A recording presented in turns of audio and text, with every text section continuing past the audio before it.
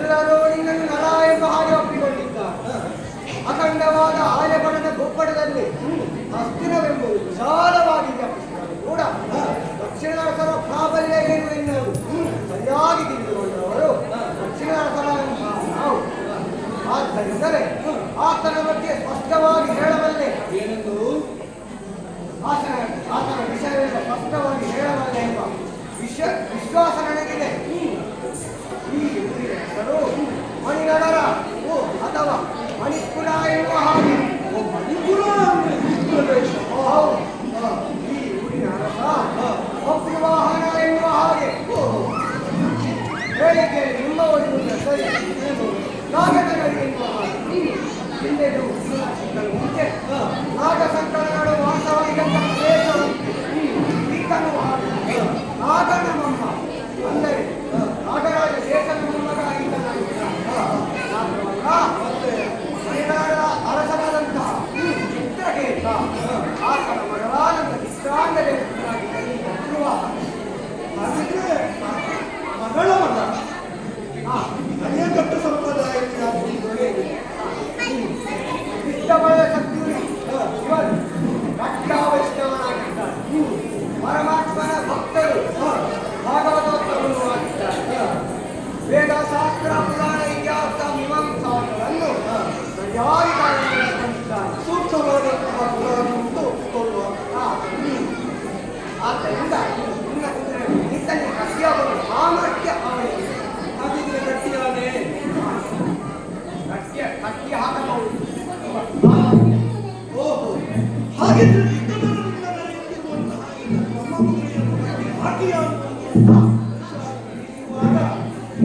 ಕಟ್ಟಿದರೆ ನಾವೇನು ಮಾಡಬೇಕಲ್ಲ? ನಾನು ಹೇಳ್ತೀನಿ, ನೀವು ಕುದುರೆ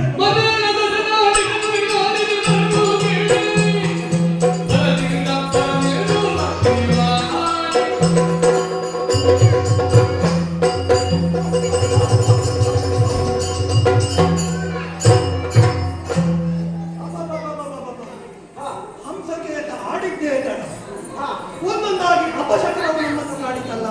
ಅದು ರಣ ಹೊತ್ತೊಂದು ನನ್ನ ಮಸ್ತಕವನ್ನು ಊರಿಗೆ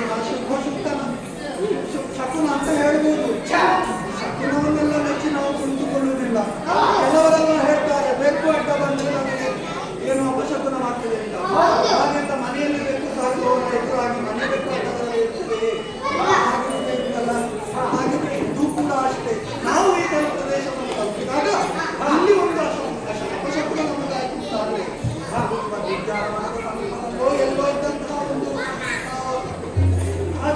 ಪಕ್ಷಿ ಬಂದು ನನ್ನನ್ನು ನೇಟಿದ್ದಾಗಿರ್ಬೋದು.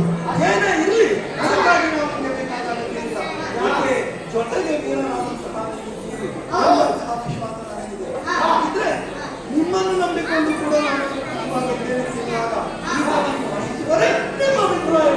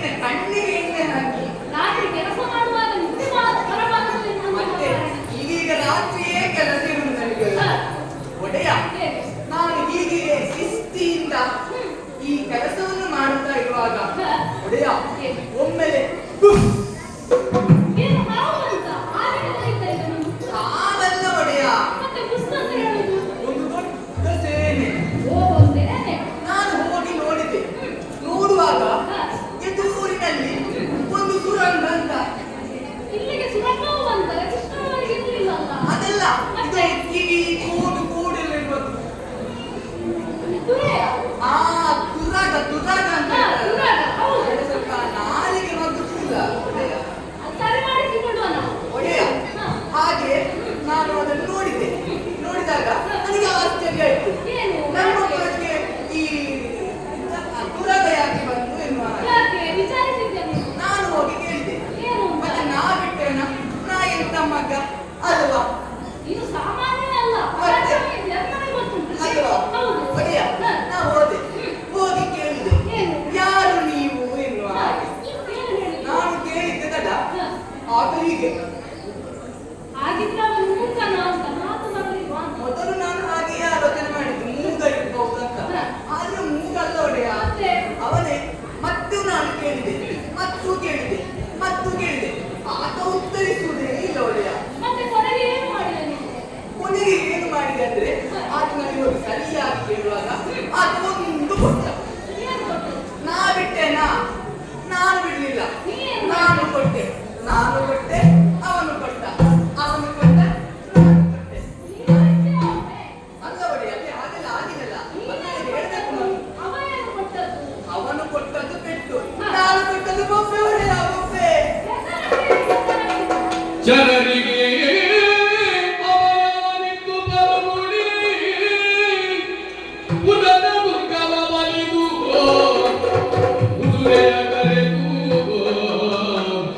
ಕುದುರೆಯ ಕರೆದು ಕಾವಲನಿತು ತರಳಿದ ಸಿಂಹಾವಿಷ್ಠರಾಗಿ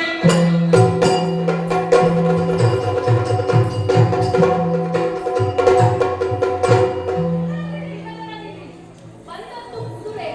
ಆದ್ರೆ ಯಾವ ಕುದುರೆ, ಯಾರ ಕುದುರೆ ಎಂದು ವಿಚಾರಿಸಿದವನು ನೀನಲ್ಲ. ಅದನ್ನು ವಿಚಾರಿಸುವವನು ನಾನಿದ್ದೇನೆ. ಬಂದಂತಹ ಕುದುರೆಯನ್ನು ನಮ್ಮ ಹಯಶಾಲೆಯಲ್ಲಿ ಬಂಧಿಸಿ ಮುಂದಿನದನ್ನು ನಾನು ನೋಡಿಕೊಳ್ಳುತ್ತೇನೆ. ಅಪ್ಪಡ ಒಡೆಯ, ಅಪ್ಪಡ. ಕುದುರೆ ಬಂದದ್ದು ಎನ್ನುವುದು ಸ್ಪಷ್ಟ. ಈತ ಹೇಳಿದಾಗ ಅದು ಅಶ್ವಮೇಧದ ಕುದುರೆ ಎಂಬುದಾಗಿ ನನಗೆ ಭಾಸವಾಗುತ್ತಾ ಇದೆ. ಇದನ್ನು ವಿಚಾರಣೆಗೆ ತೆಗೆದುಕೊಳ್ಳಬೇಕಾದದ್ದು ಆದ್ಯ ಕರ್ತವ್ಯ. ಅದಕ್ಕಾಗಿ ನನ್ನ ಓದಕ ಸಭೆಯನ್ನು ಪ್ರವೇಶಿಸುತ್ತೇನೆ.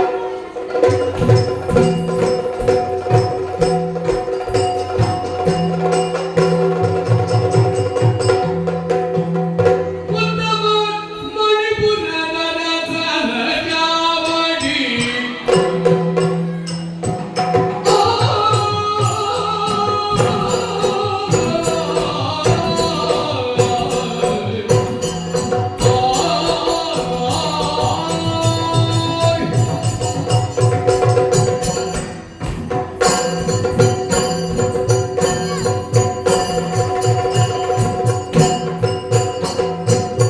ಉತ್ತಮ ಮಣಿಪುರದ ರಥನ ಚಾವಡಿ 10,000 ಕಂಬದಿ 10,000 ಕಂಬದಿ 10,000 ಕಂಬದಿ ಕಂಬದಿ ಕಿತ್ತಿದ ಹವಳ ಮಾಣಿಕ್ಯ ಮುತ್ತು ಬೈಡೂರ್ಯ ಕಿತ್ತಿದ ಹವಳ ಮಾಣಿಕ್ಯ ಮುತ್ತು ಬೈಡೂರ್ಯ ರತ್ನದ ಪ್ರಭೆಗಳಲ್ಲಿ ರತ್ನದ ಪ್ರಭೆಗಳಲ್ಲಿ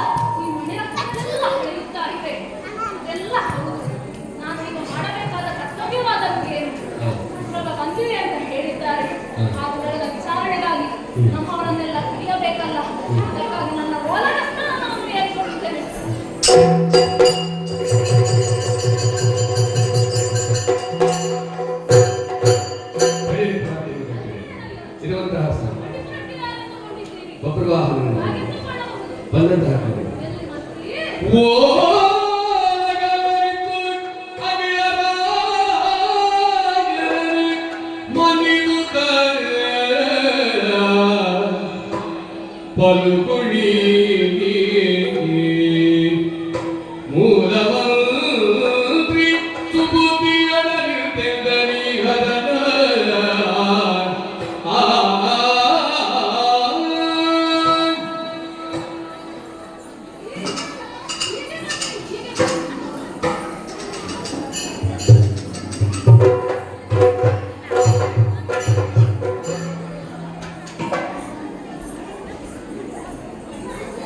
ವಂದನೆಗಳು.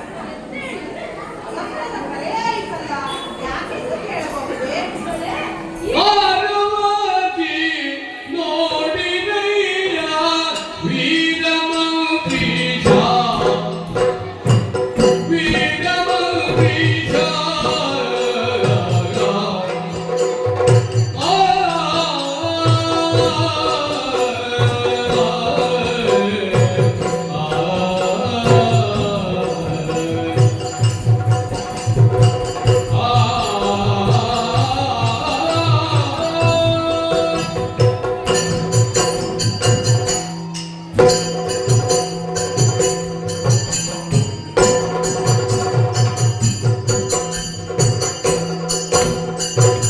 ಆರವಾಗಿ ನೋಡಿದಯ್ಯ ವೀರಮಂತ್ರೀಶ ಕಾರು ಆಗದೀರಿ ಕಂಡು ಊರಿ ಮಾತಲದ ದಂಡು ಕಾರು ಆಗದೀರಿ ಕಂಡು ಊರಿ ಮಾತಲದ ದಂಡು ಕಾರು ಆಗದೀರಿ ಕಂಡು ಊರಿ ಮಾತಲದ ದಂಡು ಮಲ್ಲಬಟ್ಟದ ಹೊಟ ಕೂಡಿ ಮಸ್ತಕದ ಲಿಖಿತ ಜೋಡಿ ಕಲ್ಲಿದ ಬಾದಿಯ ಎನ್ನ ಬಡಿಗೆ ತಾರಯ್ಯ ಮುನ್ನ ಆರವಾಗಿ ನೋಡಿದಯ್ಯ ವೀರಮಂತ್ರೀಶ ಆ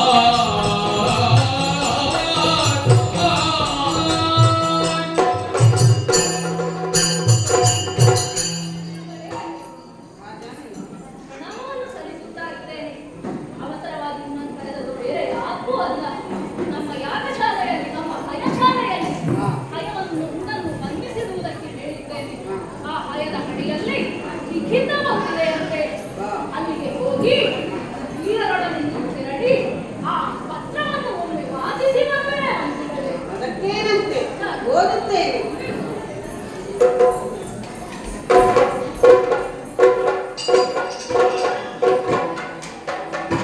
ಸೋಮವಂಶದವದು ಸುಗುಣ ನಿಲಯ ಮಜಾತ ಭೀಮಪದಾತಿತನು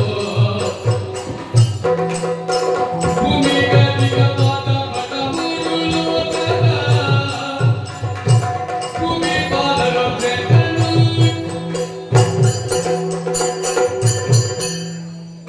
ಮಣಿರತ್ನಗಳಿಂದ ಅಲಂಕೃತವಾದ ರಾಜೀಮುಖದ ಓಲೆಯನ್ನು ಬಿಡಿಸಿ ನೋಡಿದಾಗ ಮೊದಲು ಕಾಣುವ ಕಲೆ ಸೋಮವಂಶಜ.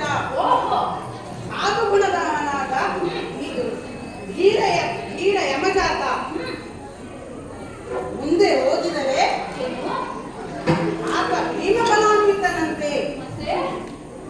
3 ಲೋಕಕ್ಕೆ ಅಧಿಪನಂತೆ, ಓಹೋ, ಭೂಮಿ ಪಾಲಕರು ಶ್ರೇಷ್ಠನಂತೆ. ಓಹೋ. ಇನ್ನೂ ಇದೆ ಬುದ್ಧಿ.